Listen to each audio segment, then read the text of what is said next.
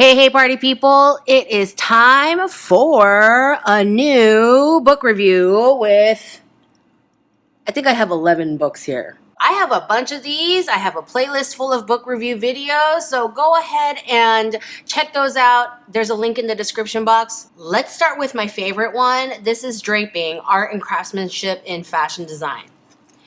And the strength of this book is definitely the beautiful, clear, super helpful photos. The photos are so good. The text is good. The text is super simple and clear and helpful, but the photographs are so great. You could almost figure it out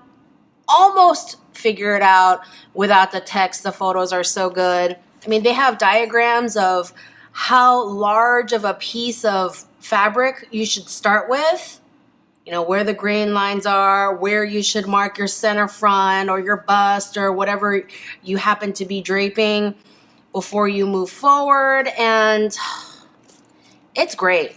And it covers many categories of garments. Now, here's the catch. This was printed in Europe, and so it uses the metric system. But I still recommend it to everyone. If you're okay with math and you can translate some of the measurements over, I still recommend this book for those of us on Imperial System because the instructions are so good. This is in English. The instructions are so good. The photos are so good. I did see that this one is a slightly older edition. There's a newer edition, same title, basically the same, but just updated slightly. Beautiful. Look at that draped sleeve. Like, what? Beautiful. Highly recommend this book to anyone interested in learning how to drape. Next up is Shadowfolds. Surprisingly easy to make geometric designs in fabric. And this is not technically a fashion book, but it is a craft that can very easily be applied to fashion. See, folds in fashion. And it goes beyond pleats. It really gets into basically fabric origami. Look at that. Look at that. That makes for some incredible fabric. So this book would be amazing for fashion designers and textile designers. And look at that, pentagonal star pillow. That's really great. So some of these are actually, not super complicated if you're someone who, likes making their own cushions and different sewing crafts. And then you can get real complicated. Fujimoto's twists. Just lots of amazing folding that creates these gorgeous textures and designs in fabric. And because the instructions are here and it is in fabric, it is, fairly natural to be able to move this into fashion. And I want to do all these projects. Just give me a couple months of uninterrupted folding time. Next up is this one. I cannot even tell you how many messages I received about this book. This is Fashionpedia, the visual dictionary of fashion design. Yeah, there's a million flats. They have all these categories where they go over different categories of garments and vocabulary words like this is a column dress, this is a peasant dress, this is a sundress. You get into sections of garments like all these different pockets on jackets, pockets on pants, jacket details, shirt details. And then you get into fabrics, textiles, and skins, and leather types, and how to print, how to dye, sourcing, and trims, and, all this vocabulary. It is full of vocabulary. Do I recommend it? No, I do not. Here's the thing. It is super full vocabulary and information, and there is a ton of really good information. The flats are not terrible. They're not great, but they're not terrible. And there's so much information. However, there are these incorrect terms and there are obsolete terms. And then there are things that are completely unnecessary, like no pockets. Did there need to be an entry showing no pockets? This whole section on patterns is truly unnecessary because what you really need is a pattern making book, a pattern drafting book. And it doesn't really show anything other than vocabulary. And in this desire to have everything, you know that saying, when you try to please everyone, you end up pleasing no one? I think that it would have done better in editing out a lot of things you don't need. And this like very small random section on makeup, terminology for the head. I guess this would work if you were trying to learn English and you needed to know what a jaw was. So there's like all this stuff that's unnecessary, like they were trying to fill it so it looks super impressive to have all these things in there. And then there are legit like a lot of great things, but I'm able to pick them out because I know what's correct and I know what's wrong. And so stuff like this is very annoying to me, where it says it's a bias cut skirt. But if you didn't know what a bias cut skirt was, how would this drawing help you? The fact that it is cut on the diagonal is not referenced at all in this drawing. And what it looks like is lumpy and asymmetrical. And so it doesn't help define the word at all. That's not a fishtail skirt. That is mermaid skirt. That's not a fishtail skirt. Basically, tons of great information, too many obsolete terms, random included information, things that are not useful, things that are incorrect for me to wholeheartedly recommend this book to beginners. This is 1001 Symmetrical Patterns, a book and CD, a complete resource of pattern designs created by evolving symmetrical shapes. And it did come with a CD. I don't know where mine is. But this is just full of designs. And I think that if you're a textile designer and you want like a jump, an inspiration, a push in the right direction for print development, for backgrounds of prints, you can use this as the repeating element. You can simplify, you can expand, you can recolor. Something I like to do in my previous color and design courses was to have my students design a simple pattern like this and then recolor it in different colorways. See, I like this because it's the same colors but placed all differently and used differently throughout. And I would do these exercises where you would take the same design and recolor it many, many times using a lot of different colorways so that you could study how color schemes affect the design. And then I would have my students do the repeats in different ways and also play with the scale on the body. So this is a great jumping point for print development to get started on developing your own. I think this is a very handy book. And I think that the CD has the vector art in there. But you know me, I always recommend that you find inspiration and go make it your own. But I like this handy book. Speaking of handy books, this is Looking at Textiles, a guide to technical terms. And it is literally a dictionary of textile terms in alphabetical order, much like a dictionary, because it's a dictionary. And I like it. It just gets to the point. It has lots of visual examples to back up the verbiage.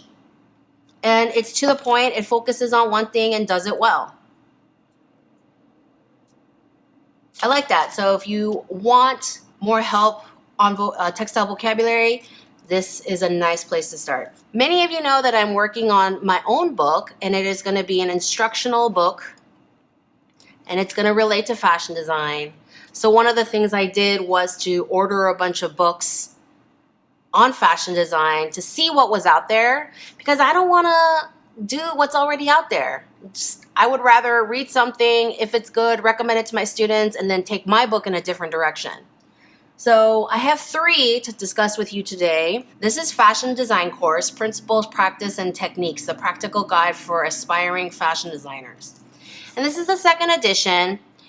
And this one reads like your very typical fashion design course. It's quite similar to the ones I taught and the ones I took when I was in school as a wee young girl. There are lots of visual examples, lots of questions to ask yourself along the way as you're working. It covers a lot of topics: color, fabric, influences, market, developing a fabric story, mood boards, lots of good stuff. I give this book an A-. And that's high praise coming from me. There are a couple of inconsistencies, but there are just some things where I just disagree, but I don't think that they're wrong per se, but just some of the emphasis and things are a little bit different from the way I would teach. But this is a good book. If you're getting started and you want just like a solid fashion design course, this book is appropriately named. It reads like a design course. Good book. This is Fashion by Design, and this is also a book on fashion design, but it is really different from Fashion Design Course. I enjoy this book very much. This book is very geeky.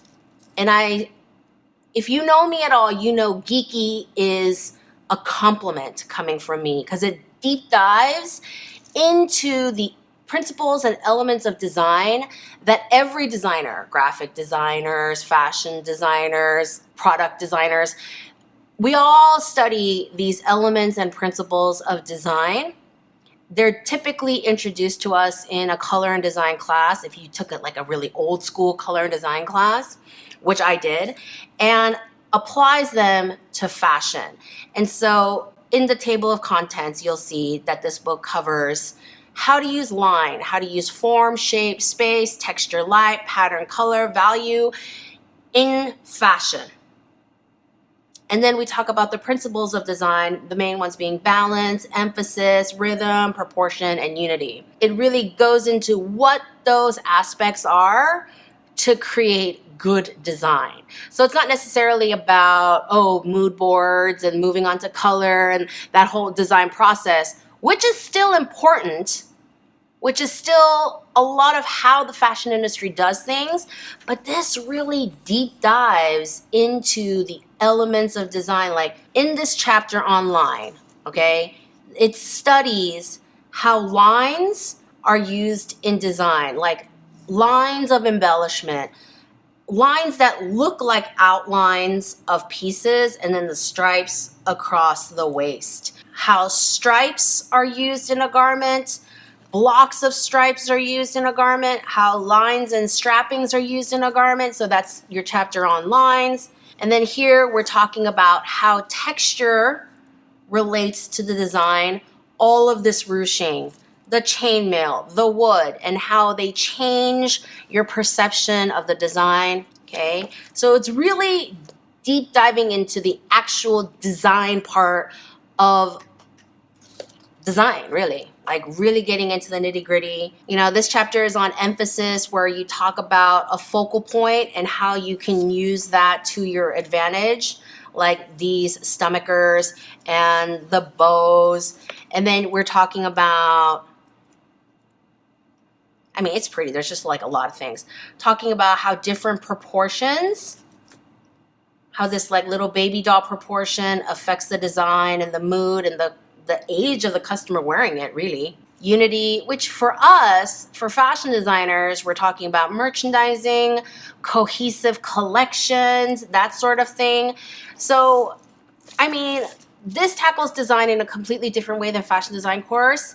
And I wholeheartedly recommend this. This is for the fashion geek who really, truly wants to study design from nothing and really build something. And then this third one is Fashion Portfolio Design and Presentation. And this is for a very specific kind of student. Okay? And what I mean by that is this book is so full of beautiful examples. It blows my mind. It's bananas. But there's not a lot of text. There's not a lot of actual instruction. But if you're someone who just wants to see some stellar examples of beautiful work, and that's the thing you need, this is the book. Flats, illustration, it's just the prettiest book of examples. And then, yeah, if you need more instruction, more text direction and explanation, you're probably not going to get it from this book. Like, look at these lingerie flats. Are you kidding me right now?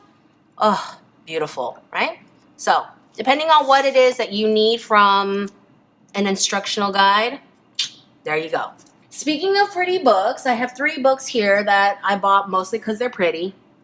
This one is the Alexander McQueen Savage Beauty. And you know about this cover, this thing that does this? It's pretty dope. And I like that the photos are so clean and clear that you can really see what's going on. You can really study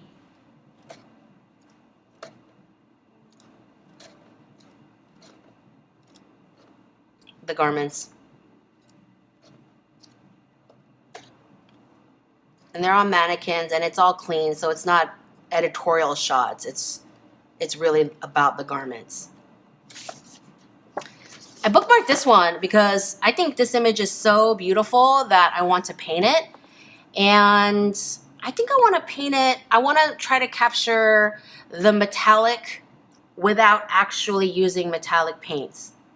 Let me know in the comments if you want to see that on video. This is Punk, Chaos to Couture. And this is just like a really beautiful coffee table book. If punks had something as trite as coffee tables. Powerful images, a visual punk primer, so to speak. The story. So, old photos, more current fashion inspired by said photos.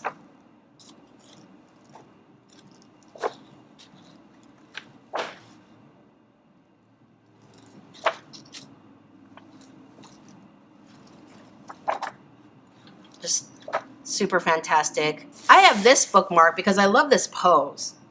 I don't love this outfit, even though I do love helmet laying, but I just love this pose so much. I want to draw it at some point. So that one is fabulous. So if this is kind of your aesthetic wheelhouse, I recommend this book. Very cool. And the last book I want to go over, ooh, this is like 800 pounds. Okay.